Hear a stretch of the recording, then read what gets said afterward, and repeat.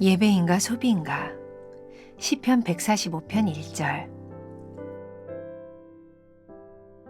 왕이신 나의 하나님이여, 내가 주를 높이고 영원히 주의 이름을 송축하리이다. 요즘 사람들이 가장 선호하는 신이 있다고 합니다. 바로 자신입니다.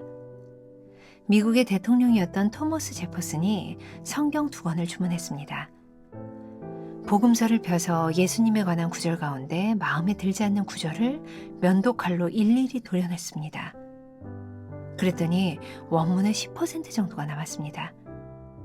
제퍼슨은 자신의 민주주의 철학에 부합하는 예수님을 재탄생시켰습니다. 이렇게 재탄생된 예수님은 묘하게도 제퍼슨을 닮아 있었습니다. 시편은 하나님을 나의 왕으로 고백합니다. 다윗은 왕이신 하나님을 높이며 송축했습니다. 나의 예배는 하나님의 이름을 높이고 있습니까?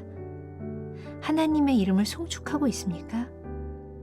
간혹 성경 구절을 인용하며 예수님에 관해 말하고 있지만 말하는 이와 닮은 예수님을 듣게 되는 경우가 있습니다. 주객전도를 경계해야 합니다. 내 주장과 삶을 대변하기 위해 성경과 예수를 이용하는 것은 예배가 아니라 소비입니다. 소비자가 왕이다. 우리가 자주 듣는 말입니다. 소비자는 원하는 것을 얻을 권리가 있고 이를 위해 돈을 지불합니다. 그런데 예배도 소위 행위로 보는 시각이 있습니다. 마치 쇼핑하듯 만족하는 교회, 만족하는 설교를 찾아 이곳저곳을 다닙니다. 시간과 물질을 투입구에 넣고 원하는 것을 눌러 얻는 자판기처럼 생각합니다. 이는 예배가 아니라 선택적 소비입니다. 예배자의 자세가 아니라 소비자 마인드입니다. 예배는 주의 이름을 높이는 것입니다. 이그절트는 life라는 단어보다는 훨씬 극적인 의미에서의 높임입니다. 깃발을 든다는 말처럼 모든 사람이 볼 수 있도록 높이 든다는 뜻입니다. 예배란 그 중심에 하나님의 이름이 드러나는 것입니다. 하나님이 잘 드러나기 위해 나의 모든 것을 내리고 가리고 감추어야 합니다.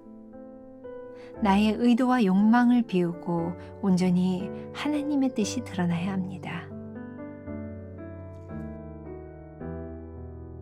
나는 예배드리고 있습니까? 소비하고 있습니까? 원하는 설교, 예배, 교회를 찾아 쇼핑하고 있지는 않습니까? 자판기 앞에 소비자입니까? 하나님 앞에선 예배자입니까?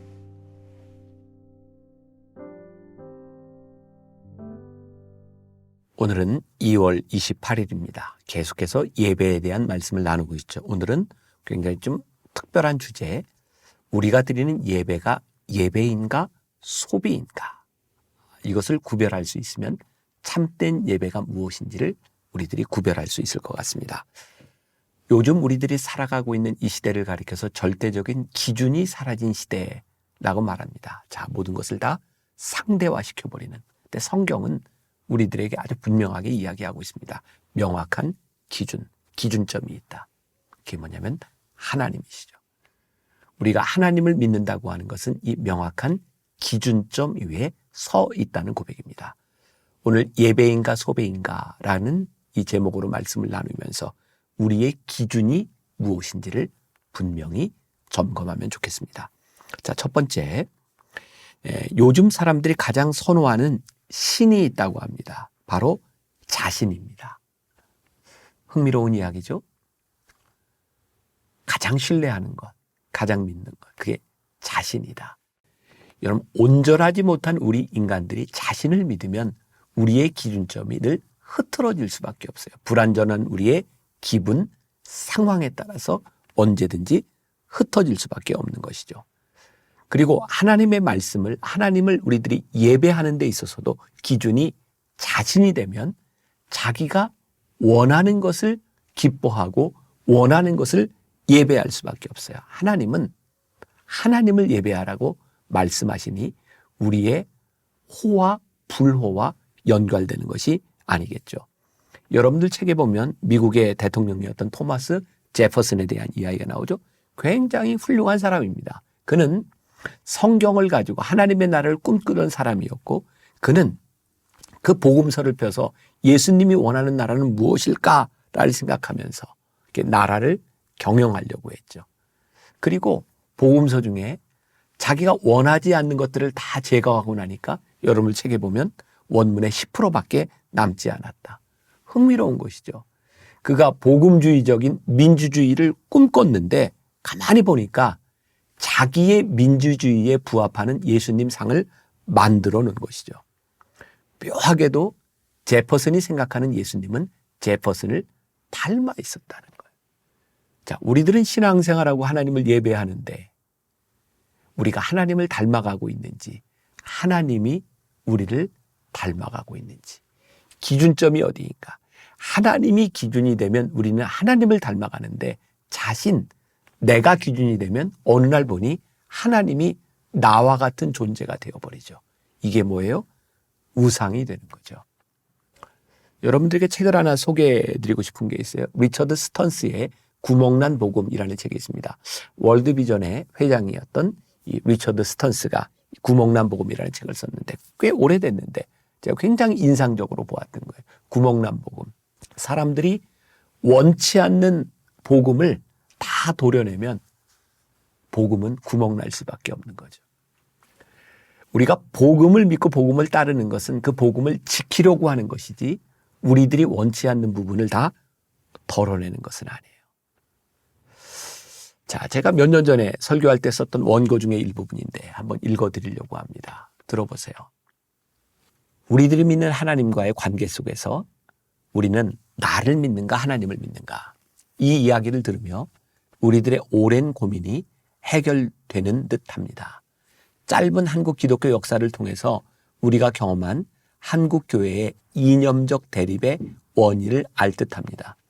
어떤 사람들은 군부 독재자들을 지지하며 하나님의 이름으로 축복하며 예배를 드릴 때 어떤 사람들은 민주주의의 깃발을 들고 정권 퇴진 운동에 앞장을 섰습니다.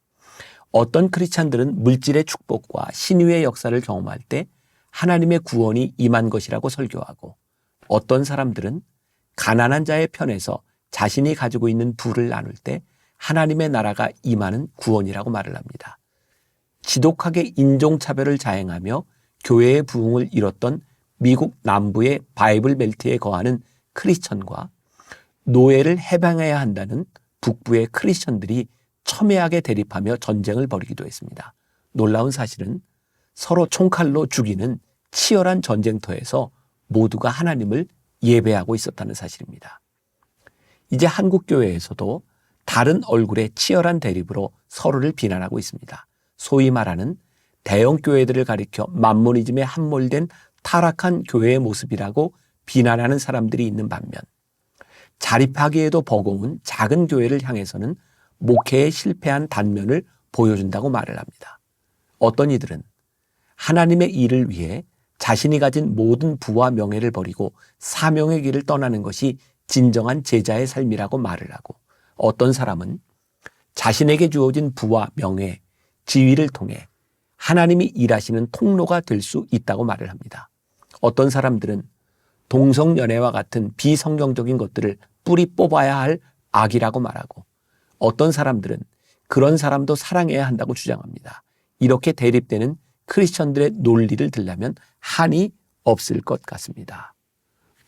왜 이런 대립들이 나오고 있을까요? 바로 나 자신이 신이 되어야 하나님을 대신하기 때문이죠. 하나님은 우리의 생각보다 나보다 훨씬 더 크신 분이세요. 우리들이 하나님을 예배할 때 우리의 생각을 넘어선 하나님의 거룩한 뜻이 우리들에게 보이지 않을까요? 우리가 진정으로 하나님을 예배한다면 우리의 마음은 훨씬 더 넓어지고 훨씬 더 크신 하나님을 우리들이 볼 수 있을 텐데 우리는 내 속에 가지고 있는 생각 가운데 하나님을 좁게 만들고 그 하나님을 소비하고 있는 것은 아닌지 이 질문을 던져보라는 것이죠. 여러분들 책에 보면 시편은 하나님을 나의 왕이라고 고백합니다. 이 성경에는 끊임없이 하나님을 왕, 주라고 고백하고 있죠. 우리들이 하나님을 가장 하나님에게 예배하는 것은 하나님을 나의 왕으로 고백하는 거예요. 그분을 위해서 내가 존재할 수 있음을 알 때 하나님이 우리를 제대로 사용하실 수 있는 거죠. 어떻게 들릴지 모르지만 우리들이 하나님을 믿는다고 하면서 하나님을 자꾸 이용하려고 하는, 내가 원하는 것에 하나님을 대입하고, 그런데 이러한 하나님을 이용하는 소비자적인 이런 생각들이 아니라 하나님을 왕으로 고백하는 예배자로 서보라. 우리는 하나님을 왕으로 고백하는 것이 아니라 소비자가 왕이다. 자, 이게 어떤 그 비유가 가능할까요? 스카이 제서니의 하나님의 진심이라는 표현에 보면 아주 흥미로운 책 속에 그림이 하나 나와요. 자판기를 이렇게 만들어 놓고 거기에 이렇게 돈을 넣으면 우리가 원하는 게 딱 나오는 것처럼 우리가 기도를 넣는 거예요.